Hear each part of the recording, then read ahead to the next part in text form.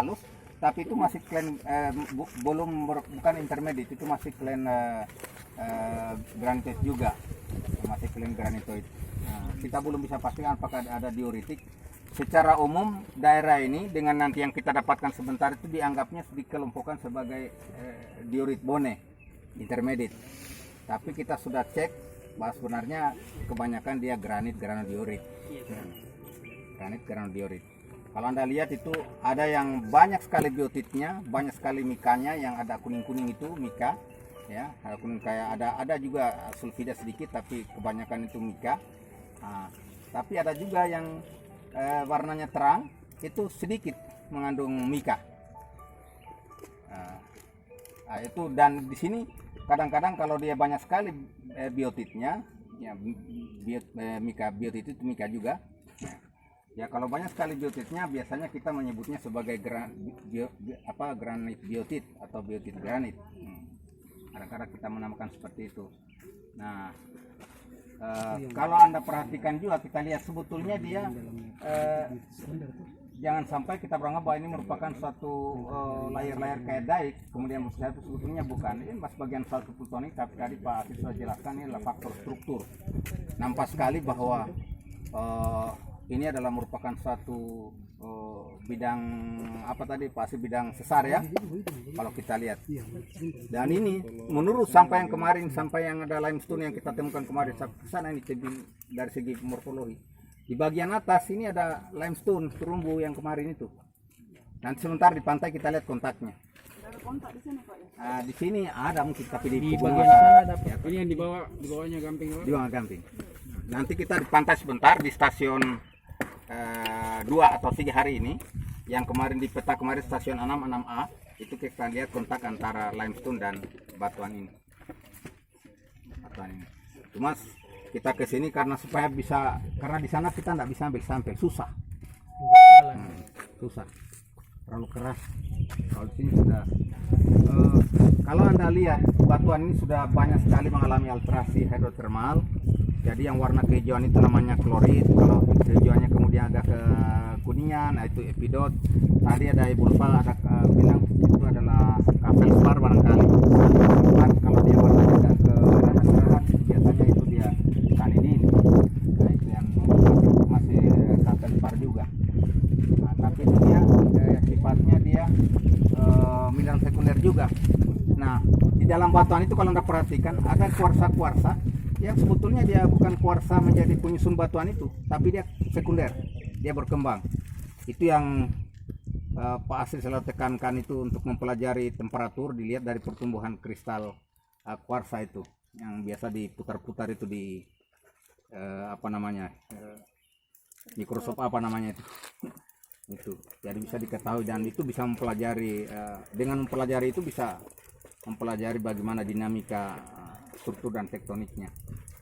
Jadi banyak hal yang menarik kita bisa lihat di sini dan terutama mengenai variasinya itu. Kalau Anda temukan itu ada yang warna granitoidnya itu ada kemerahan. Nah, ada yang kemerahan, ada yang kemudian gelap, abu-abu, kemudian medium green, ada yang kasar sekali. Nanti sebentar kita stasiun 4 hari ini, untuk hari ini kita akan dapatkan yang jauh lebih kasar lagi dari ini. Nah, tapi masih satu clan. Nah, bagaimana teorinya bisa terbentuk begitu? Tidak usah kita perpanjang di lapangan karena itu cerita teori, tidak kita lihat bisa di dalam ruangan kelas kita tidak terlalu kepanasan. Jadi ini gamping semua duduk di atasnya. Ini ya.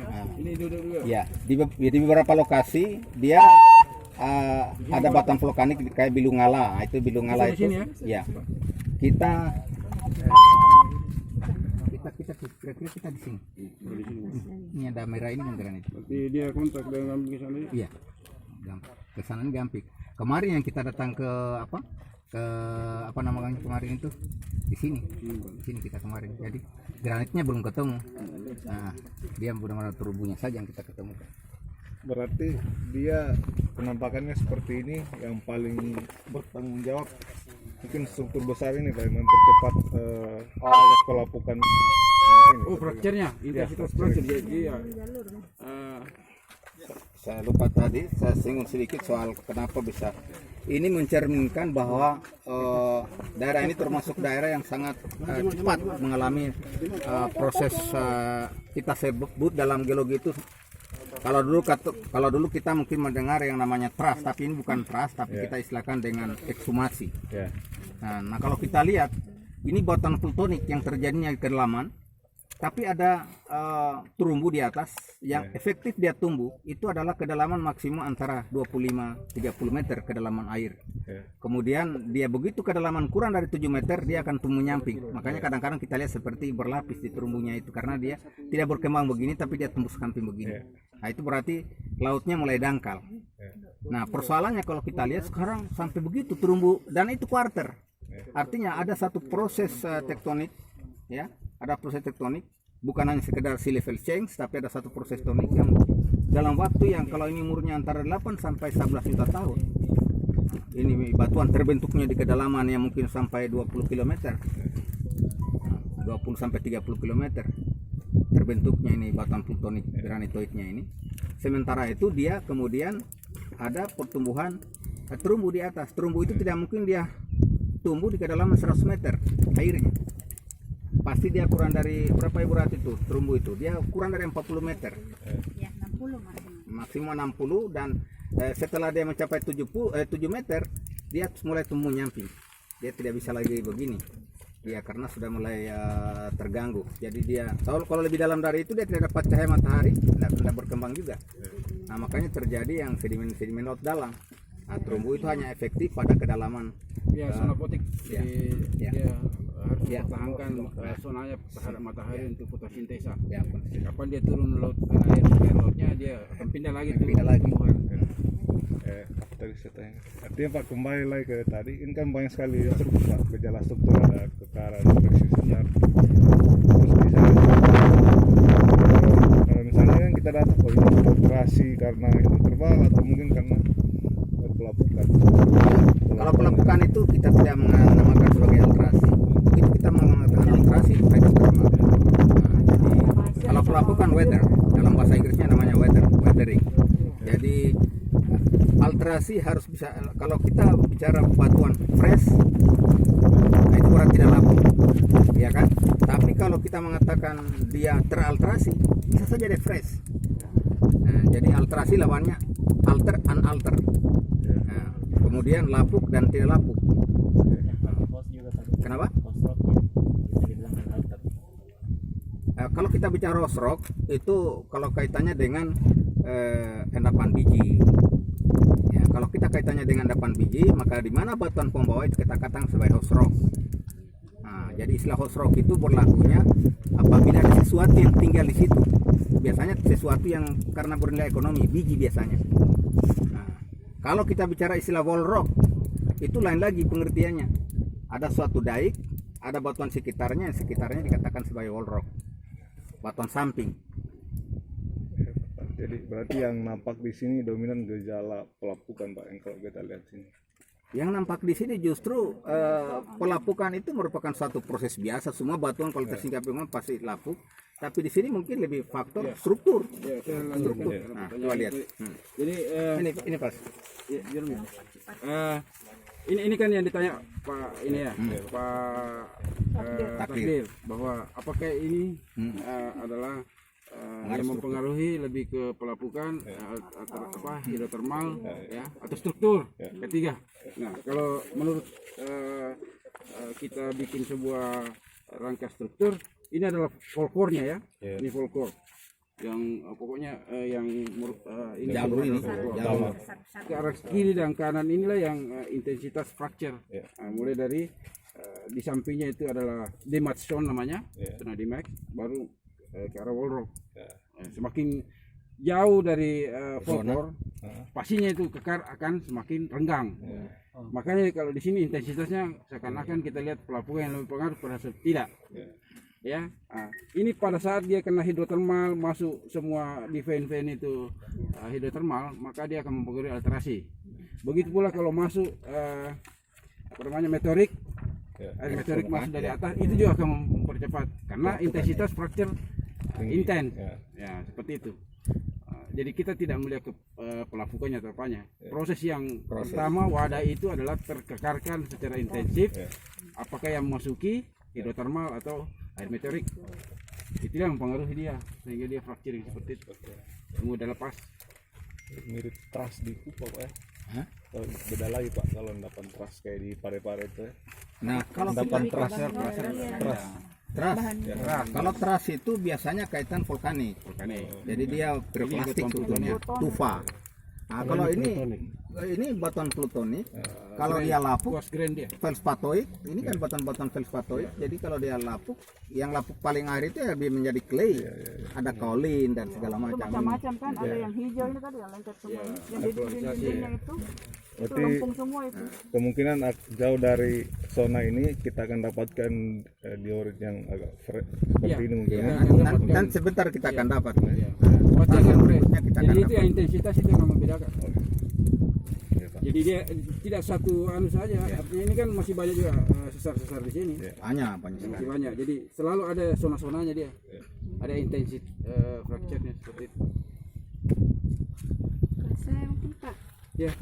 Kan ini kan ada banyak macam batuannya, ada yang lebih gelap, ada yang lebih terang. Ya. Yang saya perhatikan yang kolosenolit kayaknya yang lebih yang kedominan yang ini, yang lebih terang. Ya. Nah, mekanismenya yang mana duluan ini pembentukannya? Jadi begini, Yang gelap, Eh, terang. kalau Anda melihat semacam seperti batuan tonik seperti ini, itu belum tentu senolit. Anda tahu bahwa batuan plutonik itu volume magmanya sangat besar sekali.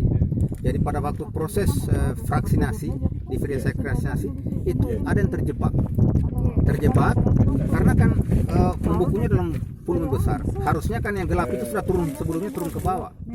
Tapi karena ini menunjukkan bahwa daerah ini mengalami ekshumasi cepat. Jadi kalau Anda temukan batuan granitoid yang banyak semacam senolit-senolitnya warnanya mafic, itu salah satu indikasi bahwa ini adalah merupakan mengalami tektonik yang sangat cepat sekali.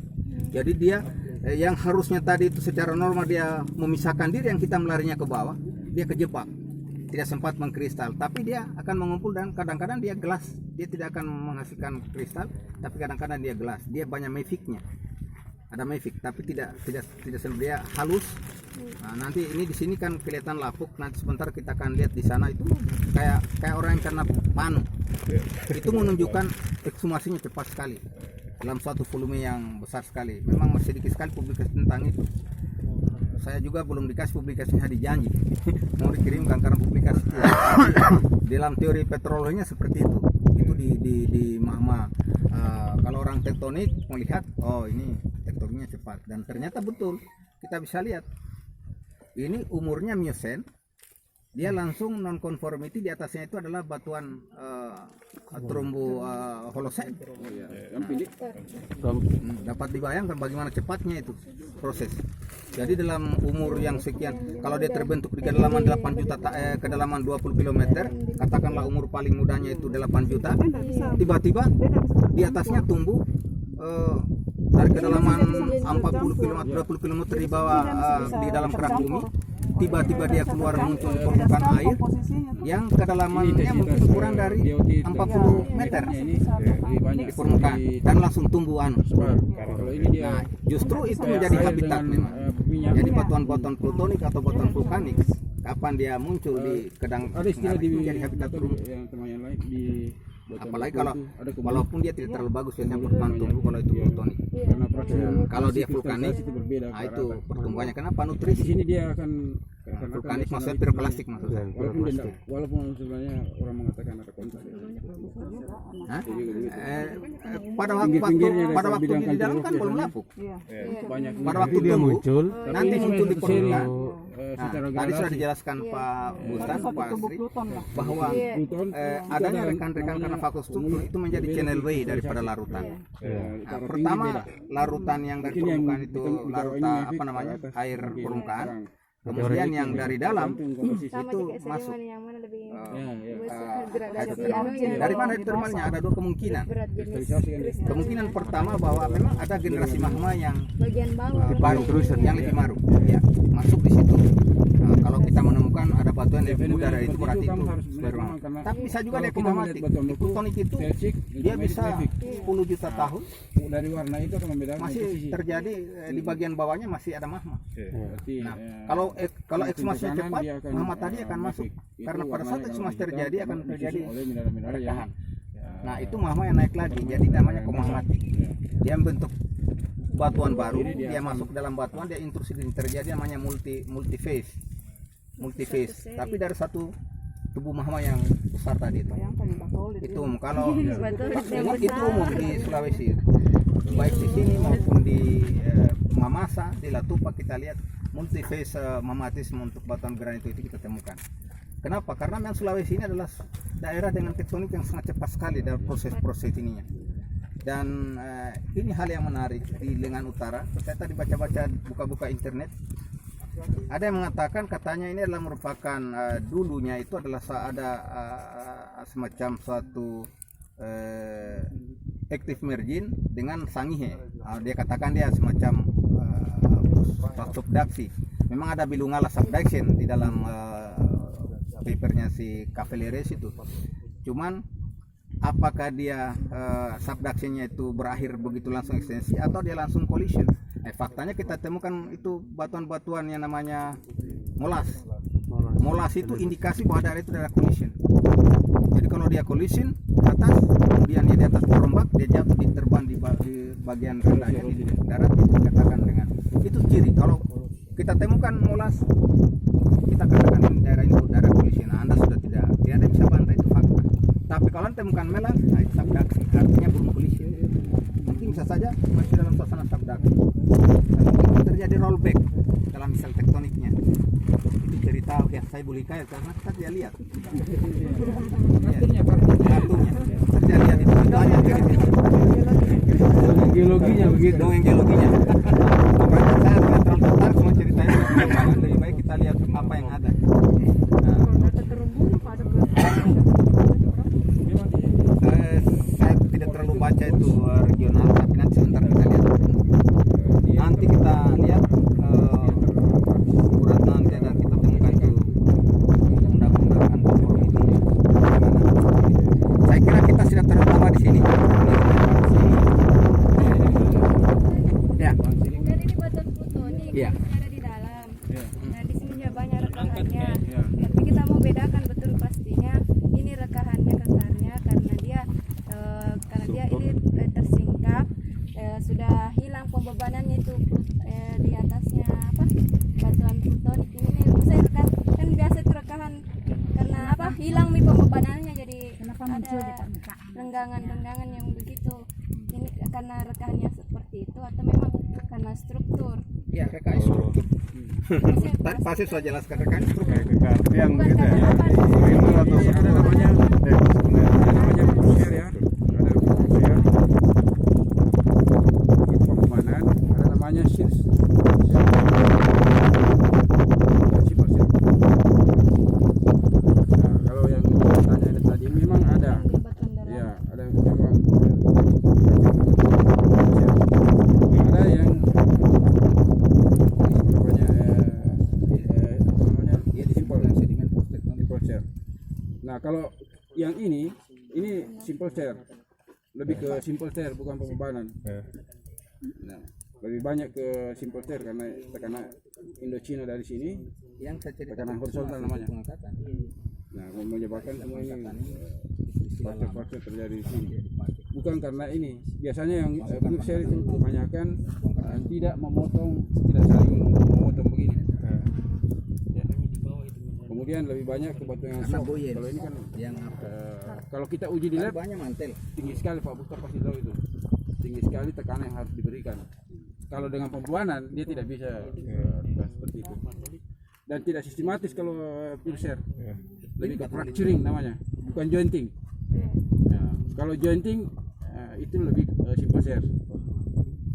Tahu itu rekan-rekan begini biasa. Nah, ini pure share yang membuat dia. Makanya tidak dikatakan join dia dikatakan fracture saja.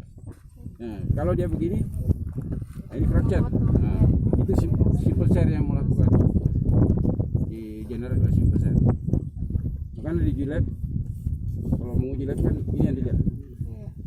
Nah, ada juga yang begini, ini yang pembebanan.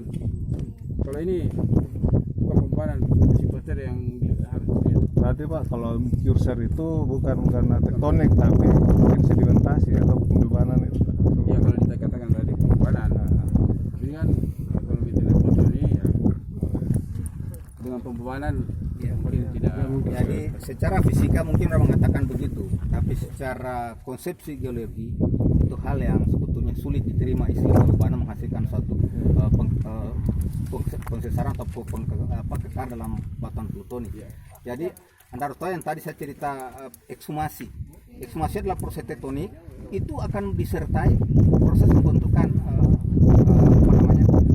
kekar tadi akan disertai. Jadi dalam prosesnya kita bisa hitung berapa lamanya. Kalau ini kita mengatakan dia kedalamannya katakanlah 20 km dalam kerak bumi terbentuk atau 10 km, tetapi kemudian pada waktu ini kan dalam umur katakanlah umur 11 juta tahun yang lalu, pada umur Pleistosen atau pada umur Holosen, umur kurang dari 1 juta tahun, dia ada di permukaan. Berarti kecepatannya kita tahu kecepatannya dia naik. Nah, dan itu Sulawesi ini termasuk daerah di mana-mana kita temukan termasuk daerah yang paling daerah apa namanya itu, ini kan daerah collision. Memang secara umum Indonesia ini daerah collision. Sulawesi sendiri ini merupakan daerah yang multi collision. Nah, termasuk ini Lengan Utara ini kita bingung Prosesnya pembebanan itu pasti ada juga yang nah, sebenarnya ada juga kekar yang tidak ada hubungan dengan itu aliran. ya. Kolumnar jonting. Itu lain lagi. Kolumnar jonting. Itu menandakan bahwa kekar banyak yang bisa mengenerate. Ini karena apa? Cepatnya mama. Itu kaitannya genetik. Sementara di luar karena dari dalam dia terkekarkan karena dia sama dengan makrek juga. Makrek di Batu Lembu. Itu sebenarnya mengaruhi itu juga.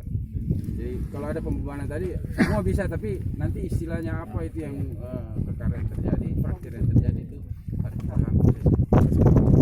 Ya, Biasanya di batuan-batuan vulkanik, nah ini akan terjadi seperti ini.